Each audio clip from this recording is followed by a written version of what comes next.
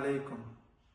আমাদের এখানে এই যে সাইনবোর্ডটা দেখতেছেন, এটা হচ্ছে বিভিন্ন ভাষার বিভিন্ন ল্যাঙ্গুয়েজের কিভাবে এক্সপ্রেস করা হয়। যেমন ওয়েলকাম, ইংলিশে আমরা বলি স্বাগতম, যেটা আরবিকে বলা হচ্ছে আহলান সাহলান, এটা দিয়েও স্বাগতম বোঝানো হয়। বিভিন্ন ভাষার আছে, যেমন এখানে নিচের দিকে সালাম আছে, তারপরে আছে জাপ্রাসা জামি, তারপরে অথবা বলা যায় সালামত ডাটান। এভাবে বিভিন্ন ভাষায় ওয়েলকাম বলা হয়। এখন একটা কোয়েশ্চেন হচ্ছে যে কোন ভাষাটা, কোন ল্যাঙ্গুয়েজটা প্রায়োরিটি পায়।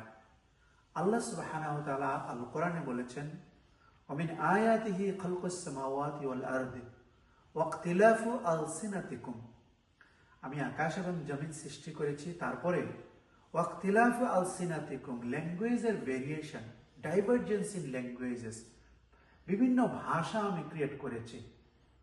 ওয়ালওয়ানিকুম, বিভিন্ন রকমের কালার আমি করেছি।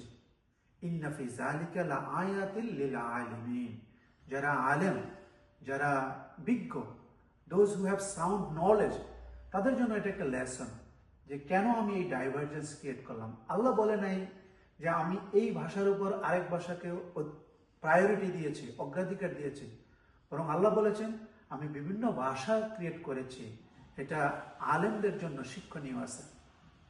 এবং সূরা আর রহমানে আল্লাহ বলেছেন আল্লামাহুল বায়ান, আমি কথা শিখিয়েছি।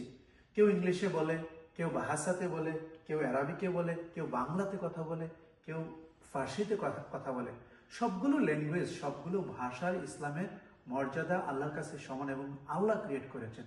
এই জন্য কেউ যদি কখনো বলে যে ইংলিশ আমাদের ল্যাঙ্গুয়েজ না, এটা কাফেরদের ল্যাঙ্গুয়েজ, এটা ঠিক হবে না। ল্যাঙ্গুয়েজটা আল্লাহ ক্রিয়েটেড। বাংলা আমাদের মাতৃভাষা, আমরা বাংলাকে প্রায়োরিটি দেই, কিন্তু ইসলাম শেখার জন্য আমাদের আবার অ্যারাবিক ল্যাঙ্গুয়েজ শিখতে হয়। কিন্তু সব ভাষায় আল্লাহ ক্রিয়েটেড, এটা একটা রহমত, এবং আমাদেরকে সব ভাষাকেই সমান মর্যাদা দেওয়া উচিত। কোনোভাবেই ভাষাকে কাফের অথবা মুসলিম নন মুসলিম হিসাবে চিন্তা করা উচিত না। It is a gift of Allah. Thank you Allah for this gift.